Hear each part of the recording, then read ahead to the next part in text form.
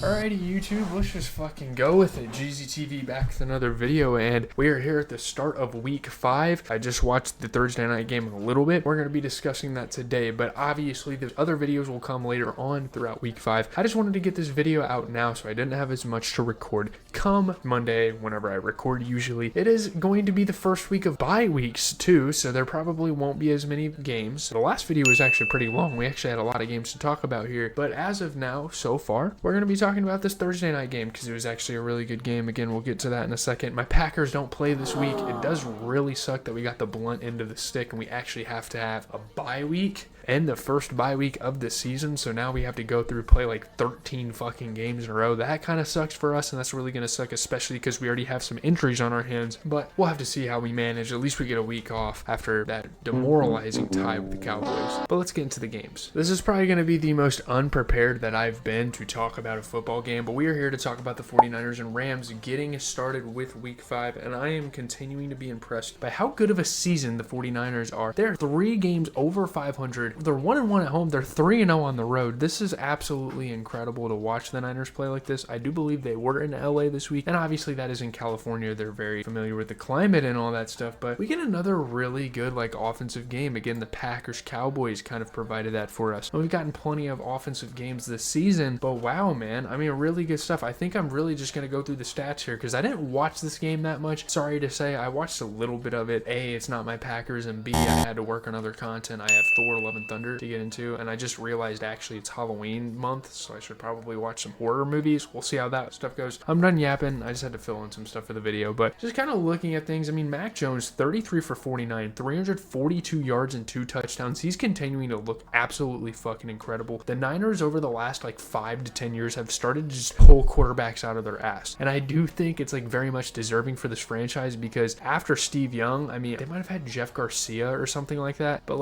they've never really had that many good quarterbacks post Steve Young, post Jeff Garcia. I guess they had Colin Kaepernick. We saw Alex Smith play for them, I believe. Other than that, it's been a pretty dark culture for them. I guess Jimmy Garoppolo, whatever. But man, Mac Jones out of nowhere after having some pretty woeful times on the Patriots has really been coming into his own on this team. Matthew Stafford also played really good. 30 for 47, 389 yards, 3 touchdowns. He's been one of the best quarterbacks in the NFL this season so far, and that's not even an exaggeration. Now, in terms of the receiving end, really good game for Kendrick Bourne. 10 catches, 142 yards. We've known him to be a solid receiver in the league. Obviously not this good, but man, stepping up for Jawan Jennings, stepping up for Ricky Pearsall, who are all out this week. It's amazing. I really like seeing Kendrick Bourne be successful. He's a great receiver. Devontae Adams did decent for my fantasy. He had 5 catches for 88 yards, pretty satisfactory. And man, Bryce Huff, in place of guys like Nick Bosa, who are out for the year, I think they have a D tackle that's out for the year. Bryce Huff has really been the guy on that defense, and they have all sorts of different guys stepping up. So shout out to the Niners for continuing to make it happen. Well, everybody, welcome back. The Sunday games just ended, and I figured I would come on here real quick and just talk about all the close games from today, so I didn't really have to record as much tomorrow. I have a lot of school stuff to do, so I'm just going to kind of get a bunch of stuff out of the way here. But we are going to talk about, again, the Sunday games, and we're going to start with the Vikings and the Browns. A close scare here in London. Minnesota goes back-to-back overseas, and they get the victory. Vikings spoiled Dylan Gabriel's first start. They win in London. Dylan Gabriel tried it out. I mean, he honestly didn't play that bad. 19 for 33, 190 yards and 2 touchdowns. Playing a really good offense in the Vikings. Jordan Addison had a touchdown catch. They went up late. Justin Jefferson had an insane game. Really good receptions. He had 7 catches, 123 yards. And I'm just going to put this out there. I didn't watch too much of the Sunday games today because I did homework for 5 hours straight, went to the gym and did all that. Dylan Gabriel, definitely his favorite target being David Njoku, and David Njoku, 6 catches for 67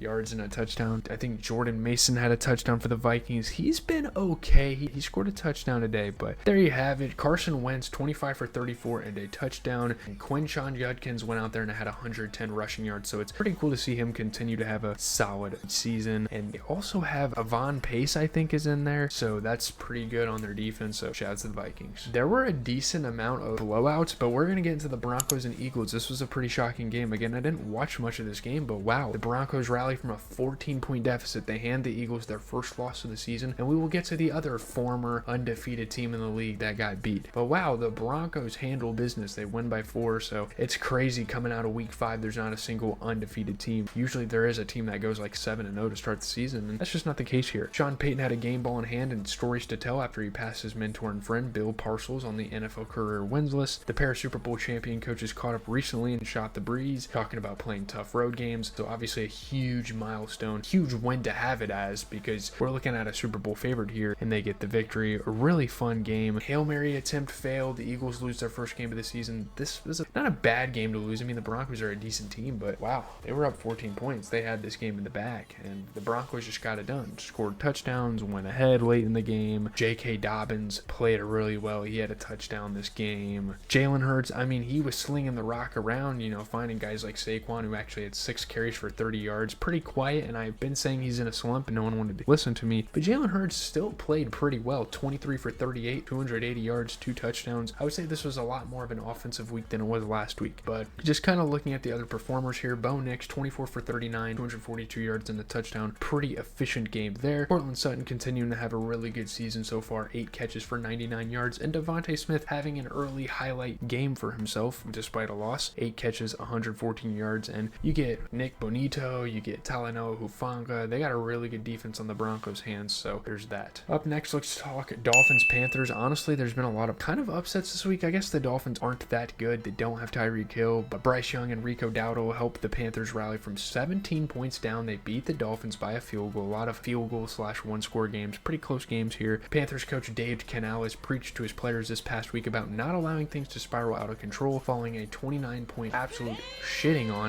beatdown. I think they played the Patriots last week. That was bad, but really good game here. Bryce Young finding guys like Mitchell Evans to give them the lead, and Bryce Young, pretty solid game. 19 for 30, 198 yards, 2 touchdowns. He threw a pick. Guys like Rico Dowdle surely picked up the scraps. 23 carries, 206 yards, and a touchdown. One of the best running back performances we have seen all year. Up there with guys like Jonathan Taylor a couple of weeks ago. Crazy stuff. Tua didn't play bad either. You know, him and Jalen Waddle had a great connection. Tua threw 27 for 36, had 3 touchdowns. Jalen Waddle having his best game of the year so far. 6 catches, 110 yards. He also scored a touchdown, so they played pretty good. It's just, man, I don't know. Rico Dowdle killed him this game. Shout out to Xavier Legette. He scored a touchdown. Devon A-Chain was pretty quiet on the ground. He was able to catch a touchdown, but he was quiet on the ground nonetheless, and that's really where the Panthers stomped him out. Now, just kind of looking at the rest of the guys, shout out to T-Mac, Tataroya McMillan continuing to have a really good rookie campaign. 6 catches, 73 yards. I really don't know much about their defense, and honestly, their defense didn't really play great, but it was enough to get the victory, so shout out to the Panthers. They're 2-3. They're not doing bad. I mean, they're bad, but for the Panthers, come on, we can't really complain. As we are going to get into the Buccaneers and the Seahawks, man, I love this Buccaneers team. They pull out another huge victory, another huge clutch game from Baker Mayfield. He is so goddamn good, man. But Levante David's pick sets up a winning field goal as the Bucs beat the Saints by 3. It's kind of a duel between Baker Mayfield and Sam Darnold, 2 guys that have been in the league a while. And this is a game I regret not watching because this is an early game of the year candidate. This was amazing. Levante David slid through the middle of the field in anticipation. His Buccaneers teammate Antoine Winfield Jr. pressured Sam Darnold, forced him to throw a pick, take him down. This was an absolute thriller of a game. This was amazing. Shout out to my boy McLaughlin hitting the game-winning field goal and damn near carrying my fantasy team for the most part throughout this year. Levante David was an absolute monster this game. Picking the ball off late to win the game, tackling, tracking people down. Levante David is one of the most illustrious linebackers this league has ever seen, so he's just kind of continuing that. I did not know the Buccaneers had Sterling Shepard, but wow, Baker Mayfield hit him, and Baker Mayfield today, 29 for 33, 379 yards, and 2 touchdowns. This guy is an absolute beast. Sam Darnold kept the Seahawks in it. They have Isaiah Norton, I think, or Isaiah Horton, came out of Colorado State. He's their rookie. A lot of rookies playing good, but Sam Darnold, 28 for 34, 341 yards, and 4 touchdowns. His best game of the season so far. He threw the pick to lose the game, but man. And I mean, speaking of young guys, holy shit, a lot of young guys this game. You have Rashad White getting in the end zone twice. You get Kenneth Walker III getting 10 carries, 86 yards. Really awesome, amazing offensive game, and an amazing receiver battle as well. Emmanuel Egbuka, I don't remember his first name. 7 catches, 163 yards and a touchdown, and Jackson Smith-Njigba, being the freak he is, 8 catches, 132 yards and a touchdown. This was a phenomenal game. Again, I wish I watched it a little more, but still, really good football. Let's head on over to Arizona because my oh my, the Cardinals really lost to the Titans. This is not a good look for this team. It's really sending them on a spiral here. The Titans snap a 10-game losing streak. They've lost the last 6 games last year. With an improbable comeback, they beat the Cardinals by a point. Cam Ward gets his first win of his career, and the Titans get their first win of the season. Coach Brian Callahan has been adamant over the past few weeks that his Tennessee Titans could be a good team if the football started bouncing their way. And hey, look at that. This is a good start. Getting your first win of the season on the road too, that's a flex. That's pretty awesome. Joey Sly hit the game-winning field goal. Decent amount of game-winning field goals coming today. We will actually talk about one for the Sunday night game as well. The Titans come away with one of the wildest touchdowns of the season. I didn't watch the full clip, but a lot of people were talking about it. I'm gonna have to watch that after I'm done recording this because that shit looked insane. Amari DiMercato dropped the ball and wiped away a 70-yard touchdown. There were all sorts of miscues this game for the Cardinals, and honestly, the Cardinals have been a team of miscues all season long. Dropped passes, but nonetheless, I mean, Amari DiMercato had 3 carries for 81 yards, so he was making big plays without that catch, but you gotta make the plays, I will admit. Bam Knight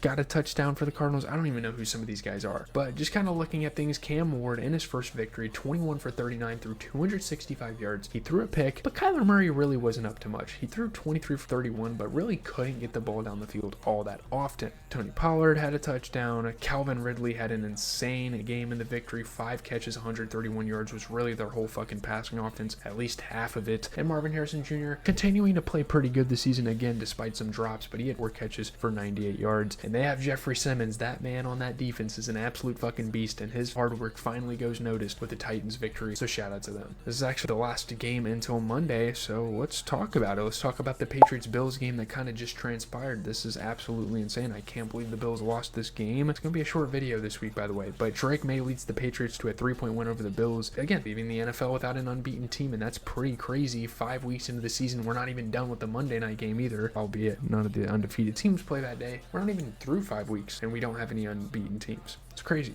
Receiver Stephon Diggs is quite comfortable putting on a show in Buffalo. The big difference on Sunday night was doing so for the Bills' division rival New England Patriots, and I feel like Stephon Diggs was out there for fucking revenge this game. This was absolutely incredible. I love that the Patriots won this game. They're fucking 3-2 in the season. They look amazing. They have a really nice young core they're building. I'm very happy for that team with a veteran presence like Stephon Diggs as well. Andy Borregales hit the game-winning field goal. Josh Allen threw a few passes. I mean, Josh Allen still played a pretty good game despite the loss. 22 for 31, 253 yards, 2 touchdowns. He threw an interception, but he was also getting it done on the ground. 9 carries, 53 yards, in a game where James Cook honestly had one of his worst games of the season, but I really don't know what to tell you. Ramondre Stevenson had 2 touchdowns. He was more of that red zone guy. Gave him the leads and punching it in. They have Trevion Henderson really to be the guy, but it wasn't really a running game. Drake May threw 22 for 30 through 273 yards. Stephon Diggs had 10 catches, 146 yards. One of the best games I've seen from him in probably a couple of years. Dalton Kincaid, despite a loss, had an amazing game. 6 catches, 108 yards. Love seeing a tight end do that. And Robert Spillane for the Patriots was pretty big time, tracking guys down, getting tackles again. Shout out to the Patriots. This is an awesome victory, and they're having an awesome start to the year, I'd say. 2-0 on the road. That's awesome.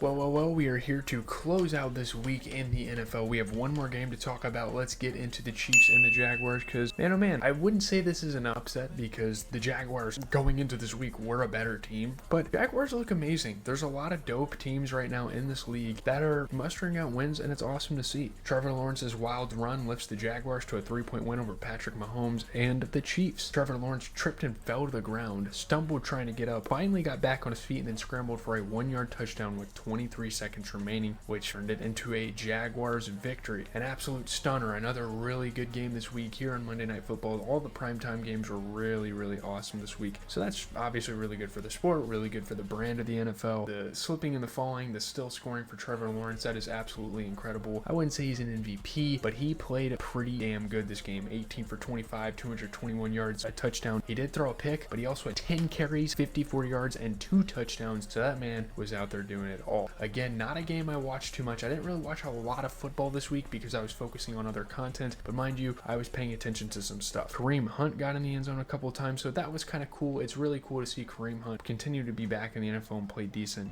He was punching then, doing all that stuff, but Devin Lloyd had a pick 6, and that's amazing. 99 yards and a pick 6, the fast ass fucking linebacker for them. They were wearing their classic jerseys, by the way, tonight, which was absolutely incredible. But kind of just looking at the performers again, I didn't really watch this game that much. Patrick Mahomes, 29 for 41, 318 yards and a touchdown. He threw a pick, but he also had 6 carries for 60 yards and a touchdown. So it was really just a QB battle between Trevor Lawrence and Patrick Mahomes. And when it mattered most, it seems that Trevor Lawrence came out on top. Tyquan Thornton had 3 catches for 90 yards, and a shout to Brian Thomas, who has had a few mishaps this year, a few off games, but 4 catches, 80 yards. He actually played some really good football this week. And Foyeside Haluakwan, I can't remember how to say his name, but he's been an absolute beast this season on the defense for the Jaguars, so there's that. All right, everyone. GZTV, obviously that is going to do it for the video. Let me know down in the comments what you guys think. I have a lot of things I'm working on. It is Halloween month. It sucks because it's already the 7th of October, and I'm not going to be able to get my first video out for that until probably like tomorrow or the next day. I don't know how many Halloween movies I'm going to be watching this year, but just know it is a festivity I'm celebrating. I've already watched like an hour of Annabelle Creation, so we're going to be getting that out. I'm watching all like the Conjuring universe. It's a lot of demonic weird shit, but I'm watching it because it is fucking Halloween season. I never reviewed The Nun on the channel, by the way, even though I've watched that like 3 or 4 times, so that'll be coming as well. All sorts of those movies. If I have time, I'll get to the Insidious franchise that I haven't watched because we've covered a couple of those. But really good week. Again, let me know in the comment section how your fantasy team did, how your favorite NFL team did. Leave a like, comment, subscribe, do all that stuff. Check out the socials.